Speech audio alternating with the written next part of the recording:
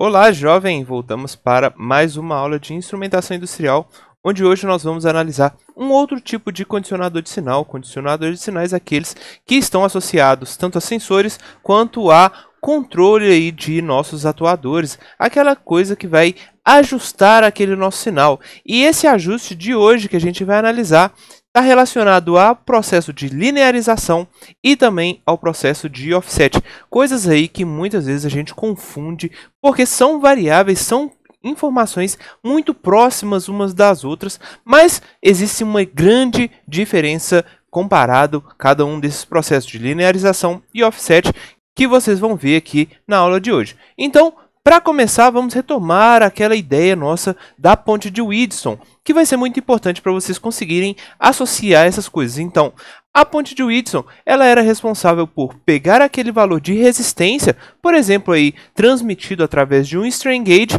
que era conectado em alguma superfície que tinha um deslocamento, e desse strain gauge, dessa variação de resistência, a gente colocou essa resistência dentro da nossa ponte de Wheatstone, e aí a gente conseguiu desenvolver aqueles cálculos necessários para perceber qual que seria, por exemplo, a tensão de saída dessa nossa ponte de Wheatstone. E essa tensão de saída, ela era referente a este cálculo. Então, olha só, dentro dessa nossa ponte de Wheatstone, nós tínhamos 4 resistores, sendo que um desses resistores, como aqui indicado pelo RX, seria o nosso strain gauge, e a variação desse strain gauge também vai ocasionar a variação dessa nossa tensão VCD, tensão ali no ponto intermediário, no ponto central ali daquela nossa ponte de Wheatstone.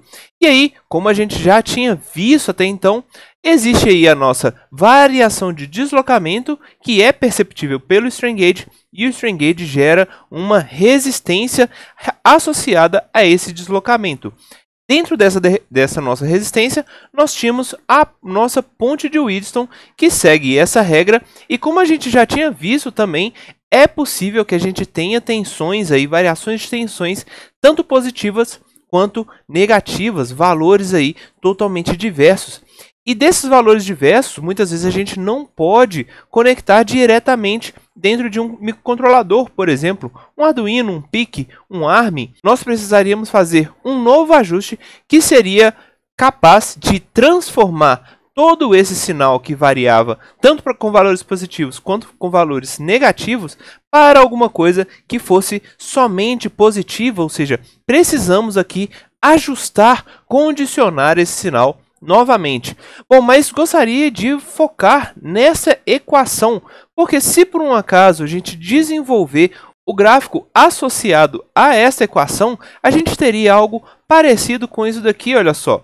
Dentro do nosso eixo X, nós teríamos um valor de resistência associado ao strain gauge. Obviamente, essa resistência ela só poderia ser positiva, e baseado em valores de resistores R1, R2, R3 e a variação dessa resistência, nós conseguiríamos calcular aqui diversos valores de tensão, ou seja, temos aqui a realidade de uma tensão máxima que essa nossa ponte de Wheatstone conseguiria transmitir para a gente, e aí essa tensão ela vai caindo à medida que a resistência do strain gauge vai elevando até chegar aqui naquele ponto nosso, ponto de equilíbrio da nossa ponte, que é um valor específico do strain gauge. E além disso, a partir deste ponto de equilíbrio, se a gente continua aumentando essa resistência do strain gauge, a gente encontraria, por exemplo, aqui as nossas tensões negativas dentro dessa nossa ponte de Wheatstone. Ou seja, temos aí uma conversão, uma variação de resistência que gera uma transformação para essa nossa tensão. Só que além disso, é muito importante vocês perceberem que a característica dessa conversão ela é não linear, ou seja, não é exatamente uma reta. E aí, essa não linearidade muitas vezes é problemático para a gente, necessitaria de um cálculo um pouco mais complexo, e aí a gente trabalha também com um uso maior de memória, um uso maior de processamento para conseguir fazer todos esses cálculos. Ou seja, evitando esses problemas, muitas vezes a gente quer fazer com que a transformação se torne um pouco mais fácil da gente conseguir perceber essas informações. Ou seja, muitas referências simplesmente falam sobre o processo de linearização daquela curva que o nosso strain gauge vai gerar, associando aí resistência com tensão. Mas aqui eu coloco esse termo linearização entre aspas, porque a gente vai analisar a linearização e vocês vão ver que não é exatamente aquilo que a gente chama, ou muitas referências chamam de linearização, é de fato uma linearização. Então, vamos analisar o que é uma linearização.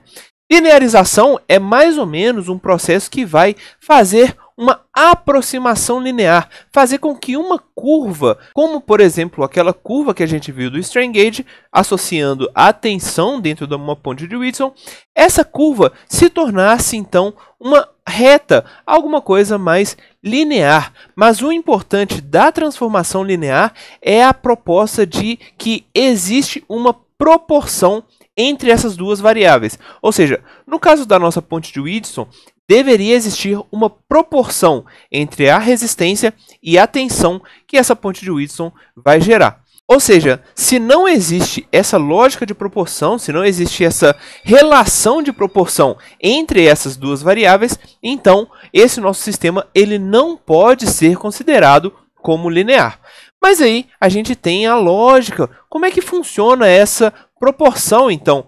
Proporção significa que existe uma relação, existe uma associação entre as duas variáveis, de modo que a gente poderia, por exemplo, multiplicar por um fator comum, aqui indicado por um A, e este fator ele é aplicado em todos os valores. Então, neste caso, a nossa resistência, que seria o nosso eixo X, ele multiplicado por este fator A, geraria aquela nossa tensão que fica no eixo Y. Bom, baseado nessa lógica, a gente poderia falar que a proporção ela é dada pelo dobro, pelo triplo, ou também pela metade, ou quem sabe um terço, e assim por diante. Ou seja, a gente necessariamente precisa fazer essa relação. Então, é necessário criar uma reta, e essa reta vai indicar com que todos os valores do x estão associados diretamente, a partir de um fator comum, ao valor de y. Só que dentro dessa lógica, a gente poderia pensar o seguinte: se eu por um acaso tivesse uma reta, só que ela está deslocada, aquela nossa famosa equação da reta, y é igual a ax mais b. Isso daqui também seria linear? Bom, percebam que neste caso não existe necessariamente aquela nossa proporção. Porque a gente não pode indicar que todos os valores de x multiplicados por um fator vão dar o mesmo valor de y, porque existe esse deslocamento. Ou seja, essa nossa reta y igual a ax mais b, ela não é exatamente uma linearização, porque linearizar não significa simplesmente estar no formato de uma reta. Bom, se isso daqui, então, não é exatamente uma linearização, significa que existiu alguma variação, alguma informação a mais dentro dessa nossa linearização, porque simplesmente a gente deslocou essa nossa reta para cima, como esse caso que está sendo indicado. Bom, se existe esse deslocamento, então a gente chama de bias, ou também offset. Essa proposta de deslocamento, adicionando aqui esse nosso fator b dentro dessa nossa equação da reta, esse b vai trazer a ideia de bias para a gente dentro dessa lógica.